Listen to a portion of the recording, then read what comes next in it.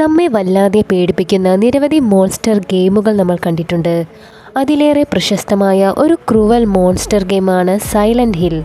ഈ ഒരു ഗെയിമിനെ അടിസ്ഥാനമാക്കി നിരവധി സിനിമകളും പുറത്തിറങ്ങിയിട്ടുണ്ട്. ഒരു സിനിമ പുതുതായി വരാനിരിക്കുന്നുമുണ്ട്. ഈ ഒരു സൈലന്റ് ഹിൽ എന്ന ഗെയിമിൽ കാണിക്കുന്ന ആ ഒരു ഗോസ്റ്റ് ടൗൺ ശരിക്കും ഉണ്ടെന്ന് പറഞ്ഞാൽ നിങ്ങൾ വിശ്വസിക്കുമോ? അതെ, അമേരിക്കയിലെ പെൻസിൽവാനിയയിലാണ് അങ്ങനെ ഒരു നഗരമുള്ളത്. ഒരു കാലത്ത് സ്കൂളുകളും ആശുപത്രികളും കെട്ടിടങ്ങളുമെല്ലാം ഉണ്ടായിരുന്ന സെൻട്രലിയ എന്ന ഈ ഒരു നഗരമെന്നാൽ ഇപ്പോൾ വിജനമായി ഒരു പ്രേതാലയം പോലെയാണ് കിടക്കുന്നത്. ഈ നഗരത്തിന്റെ മറ്റൊരു പ്രത്യേകത എന്തെന്നാൽ 60-ലേറെ വർഷമായി ഈ ഒരു നഗരം കത്തിക്കൊണ്ടേയിരിക്കുകയാണ്. സെൻട്രലിയ എന്ന ഈ ഒരു നഗരം എന്തുകൊണ്ടാണ് ആളുകൾ ഉപേക്ഷിക്കപ്പെട്ടത്? 60-ലേറെ വർഷമായി അത് കത്തിക്കൊണ്ടിരിക്കാനുള്ള കാരണം എന്താണ്? 1962-ലാണ് ഈ ഒരു നഗരത്തെ മാറ്റിമറിക്കുന്ന ആ ഒരു സംഭവം അരങ്ങേറുന്നത്. അന്ന് മെയ് 27-ന് നഗരത്തിന്റെ ഒരു ഭാഗത്തായി ക്ലീനിങ് നടന്നുകൊണ്ടിരിക്കുകയായിരുന്നു. മുമ്പും അവർ അത്തരത്തിലുള്ള ക്ലീനിങ്ങുകൾ അവിടെ നടത്തിയിട്ടുണ്ട്. അങ്ങനെ ആ ഒരു ലാൻഡ് ഫിൽ ക്ലീൻ ചെയ്ത ശേഷം അവർ ആ വേസ്റ്റ് എല്ലാം ഒരു ഭാഗത്ത് കൂട്ടിയിട്ട് കത്തിക്കാൻ തുടങ്ങി. എന്നാൽ അവർ ആ കത്തിച്ച തീ ഒരിക്കലും അവർക്ക് അണയ്ക്കാനായി സാധിച്ചില്ല. 60-ലേറെ വർഷമായി ഇന്നും അവിടെ ആ തീ പുകഞ്ഞുകൊണ്ടേയിരിക്കുന്നു. 1962-ന് മുൻപ് സെൻട്രലിയ ഒരു സജീവമായ നഗരം തന്നെയായിരുന്നു. അവിടുത്തെ പ്രധാനപ്പെട്ട ഒരു ബിസിനസ്സായിരുന്നു കൽക്കരി ഖനനം എന്നത്. ഒരു 100 വർഷത്തിലേറെയായി ഇത്തരം ഖനികൾ അവിടെ പ്രവർത്തിക്കാൻ തുടങ്ങിയിട്ട് പല കൈകളിലൂടെയും കൈമാറി വന്ന ഈ ഒരു പ്രദേശം locust mountain call and iron company സ്വന്തമാക്കി. ഒരു ഖനന എഞ്ചിനീയറായിരുന്ന അലക്സാണ്ടർ റേ തന്റെ കുടുംബത്തെ ഈ ഒരു പ്രദേശത്തേക്ക് മാറ്റി താമസിപ്പിക്കുകയും ചെയ്തു. തുടർന്ന് അദ്ദേഹം ഇവിടെ ഒരു ഗ്രാമത്തെ തന്നെ ആസൂത്രണം ചെയ്യാൻ തീരുമാനിച്ചു. അങ്ങനെ ഈ ഒരു പ്രദേശത്ത് നിരവധി കെട്ടിടങ്ങളും വീടുകളും ഉയർന്നു വന്നു. താഴ്വരയിൽ നിന്നും കൽക്കരി കൊണ്ടുപോകാനായി റോഡുകളും അദ്ദേഹം ഇവിടെ നിർമ്മിച്ചു. 1856-ലാണ് സെൻട്രലിയയിലെ ആദ്യത്തെ 2 ഖനികൾ പ്രവർത്തനം ആരംഭിക്കുന്നത്. പിന്നീട് പോകെ 3 മൈനുകൾ കൂടി തുറക്കപ്പെട്ടു. അന്ന് സെൻട്രലിയയിൽ ഐറിഷ് കുടിയേറ്റ കൽക്കരി തൊഴിലാളികൾക്കിടയിൽ ഉയർന്നു വന്ന ഒരു പ്രധാനപ്പെട്ട ഗ്രൂപ്പായിരുന്നു മോളി മാംഗോയേഴ്സ്. അതായത് ഖനന തൊഴിലാളികളുടെ ജോലി മെച്ചപ്പെടുത്തുക, വേതനം വർദ്ധിപ്പിക്കുക എന്നതൊക്കെയായിരുന്നു ഈ ഒരു യൂണിയന്റെ ലക്ഷ്യം. അലക്സാണ്ടർ റേയുമായി ഈ അംഗങ്ങൾ ഇക്കാര്യത്തിന്റെ പേരിൽ അഭിപ്രായ വ്യത്യാസങ്ങളും നിലനിന്നിരുന്നു. അതിന്റെ ഫലമായി 1868-ൽ മോളി മാംഗോയേഴ്സ് അംഗങ്ങൾ അദ്ദേഹത്തെ കൊന്നു കളയുകയും ചെയ്തു. പിന്നീട് അതിന്റെ ഭാഗമായി നിരവധി കലാപങ്ങളും അവിടെ അരങ്ങേറി. അതോടെ കൽക്കരി ഖനനവും ഏറെക്കുറെ പ്രതിസന്ധിയിലായി. എങ്കിലും 37 വർഷങ്ങൾക്ക് ശേഷം അത് കൂടുതൽ ഉൽപാദനത്തിലേക്ക് കുതിച്ചുയർന്നു വന്നെങ്കിലും തുടർന്നുള്ള വർഷങ്ങളിൽ US 1-ാം ലോക മഹായുദ്ധത്തിൽ പ്രവേശിച്ചതോടെ പല ഖനി തൊഴിലാളികളും യുദ്ധത്തിനായി സൈന്യത്തിൽ ചേർന്നു. അതോടെ വീണ്ടും കൽക്കരി ഉൽപാദനം കുറഞ്ഞു വന്നു. അതിനു പുറമെ 1929-ലെ വാൾസ്ട്രീറ്റ് ക്രഷിനെ തുടർന്ന് സ്റ്റോക്ക് എക്സ്ചേഞ്ചിൽ വില കുത്തനെ ഇടിഞ്ഞതും ഖനന തൊഴിലാളികൾക്ക് വലിയ തിരിച്ചടിയായി.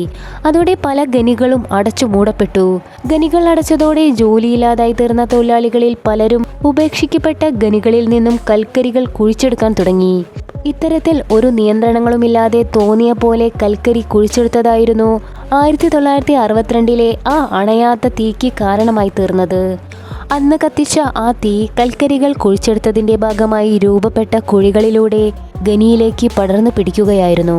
പക്ഷേ ആദ്യഘട്ടത്തിലൊക്കെ തന്നെ ആ ഒരു തീ നാട്ടുകാരും ഗവൺമെന്റും അത്ര കാര്യമാക്കിയില്ല.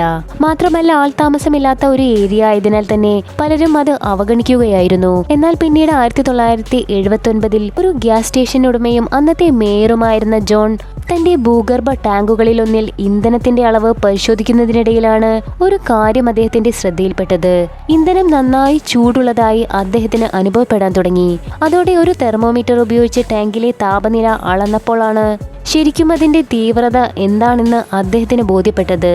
77.8 ഡിഗ്രി സെൽഷ്യസ് ആയിരുന്നു ടാങ്കിലെ താപനില.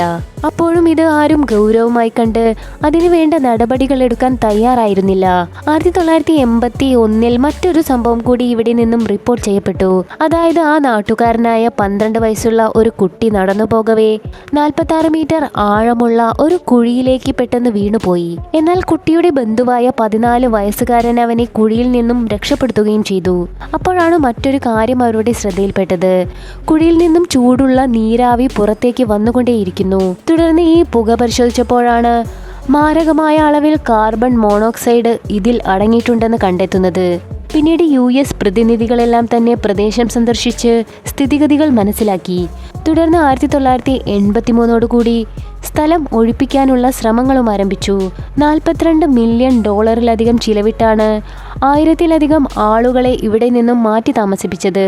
ഭൂരിഭാഗം ആളുകളും സെൻട്രലിയെ വിട്ടതോടെ അവരുടെ വീടുകളെല്ലാം തന്നെ ഗവൺമെൻറ് തകർത്തു കളഞ്ഞു. കാരണം ഒരിക്കലും അവിടെ ഇനി താമസിക്കാൻ കഴിയാത്ത ഒരു സാഹചര്യമാണ് നിലനിൽക്കുന്നത്. 1990 ആയപ്പോഴേക്കും വെറും 63 പേർ മാത്രമേ ഈ ഒരു പ്രദേശത്ത് അവശേഷിച്ചിരുന്നുള്ളൂ. തുടർന്നും കുടിയൊഴിപ്പിക്കൽ തുടർന്നുകൊണ്ടേയിരുന്നു. അവസാനം 2010 ആയപ്പോഴേക്കും വെറും 5 വീടുകൾ മാത്രം ഇവിടെ അവശേഷിച്ചു. അന്നേരം തന്നെ 62-ലെ ആ ഒരു തീ പല ഭാഗത്തേക്കും പടർന്നു പിടിച്ചിരുന്നു. ഇപ്പോൾ നിലവിൽ 5 പേർ മാത്രമാണ് ഈ പ്രദേശത്ത് താമസിക്കുന്നത്. മരണം വരെ അവർക്കിവിടെ തുടരാമെന്ന അവകാശവും സർക്കാർ അനുവദിച്ചിട്ടുണ്ട്. ഈ ഒരു തീ ബാധിക്കാത്ത കുടുംബങ്ങളാണ് ഈ 5 പേരും. മാത്രമല്ല മരണശേഷം ഇവരുടെ സ്വത്ത് സർക്കാരിനായിരിക്കും എന്ന കരാറും നിലനിൽക്കുന്നുണ്ട്. ഇപ്പോഴും അവിടെ ആ തീ പുകയുന്നത് നമുക്ക് കാണാനാകും. റോഡുകളിലെല്ലാം തന്നെ വലിയ വിള്ളലുകൾ പ്രത്യക്ഷപ്പെട്ടതോടെ അതുവഴിയും പുക മുകളിലേക്ക് ഉയർന്നുകൊണ്ടിരിക്കുന്നുണ്ട്.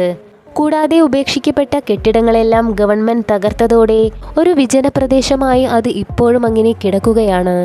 പലതും മരങ്ങളും ചെടികളും വളർന്ന് തിരിച്ചറിയാൻ പറ്റാത്ത വിധമായിരിക്കുന്നു. ഒരു കാലത്ത് സ്കൂളുകൾ, നിരവധി വീടുകൾ, തിയേറ്റർ, ബാർബർ ഷോപ്പ്, കടകൾ എന്നിവയൊക്കെ ഉണ്ടായിരുന്ന ഈ ഒരു പ്രദേശമെന്നാൽ ഇപ്പോൾ ഒറ്റപ്പെട്ട ഒരു പ്രേതനഗരമായി പുകയും തുപ്പിക്കൊണ്ടങ്ങനെ കിടക്കുകയാണ്. പലയിടത്തും കുഴികളും വിള്ളലുകളും രൂപപ്പെട്ടിരിക്കുന്നു. അതിലൂടെയെല്ലാം പുകയും വന്നുകൊണ്ടിരിക്കുന്നു. എങ്കിലും ഇന്നും സെൻട്രലിയെ കാണാനായി ആളുകൾ ഇവിടെ എത്താറുണ്ട്. ഇവിടുത്തെ പ്രധാന പാതകളെല്ലാം പൊട്ടിപ്പൊളിഞ്ഞു കിടക്കുന്നതിനാൽ തന്നെ നടന്നാണ് പലരും ഈ ഒരു പ്രദേശം കാണാൻ ഇവിടെ എത്തുന്നത്. എന്നാൽ ഇവിടെ എത്തുന്നവർ പലരും പല ദുരുദ്ദേശങ്ങളുമായിട്ടാണ് എത്തുന്നതെന്നും റിപ്പോർട്ടുകൾ പറയുന്നു. അതായത് ഒരു ഒഴിഞ്ഞ പ്രദേശമായതുകൊണ്ട് തന്നെ സാമൂഹിക വിരുദ്ധർ ഈ ഒരു ഇടം പലപ്പോഴും ദുരുപയോഗം ചെയ്യുന്നതായും പറയപ്പെടുന്നു. അതോടൊപ്പം തന്നെ പ്രദേശത്തിന് വലിയ തോതിൽ നാശവും ഉണ്ടാകുന്നുണ്ട്. എങ്കിലും ഈ ഒരു ചരിത്രം അറിഞ്ഞ് ഈ ഒരു പ്രദേശം കാണാനായി വരുന്നവരും നിരവധിയാണ്. അങ്ങനെ വരുന്നവർക്കായി ഒരു ബോർഡും ഇവിടെ സ്ഥാപിച്ചിട്ടുണ്ട്. ഏതു സമയം വേണമെങ്കിലും അപകടം ഉണ്ടാകാമെന്നും വിഷവാതകങ്ങൾ ശ്വസിക്കേണ്ടതായി വരുമെന്നുമാണ് മുന്നറിയിപ്പ്. എങ്കിലും ഈ മുന്നറിയിപ്പുകളെയെല്ലാം മറികടന്ന് ഇന്നും ഇവിടേക്ക് നിരവധി ആളുകൾ എത്തിക്കൊണ്ടേയിരിക്കുന്നു. ഇന്ന് ഈ പ്രേതനഗരം സിൻഡ്രലിയ എന്ന പേരിനേക്കാൾ ഉപരി സൈലന്റ് ഹിൽ എന്ന പേരിലാണ് അറിയപ്പെടുന്നത്. ഈ ഒരു സൈലന്റ് ഹില്ലിനെ കുറിച്ച് എന്താണ് നിങ്ങളുടെ അഭിപ്രായമെന്ന് കമൻറ്റ് ചെയ്യൂ. പിന്നെ നിങ്ങൾ ഈ ഒരു ചാനൽ ആദ്യമായിട്ട് കാണുകയാണെങ്കിൽ ഇത്തരം വീഡിയോകൾക്കായി ദയവായി ഈ ചാനൽ ഒന്ന് സബ്സ്ക്രൈബ് ചെയ്യൂ. ഇത്തരത്തിൽ മറ്റൊരു വീഡിയോയുമായി നമുക്ക് വീണ്ടും കാണാം.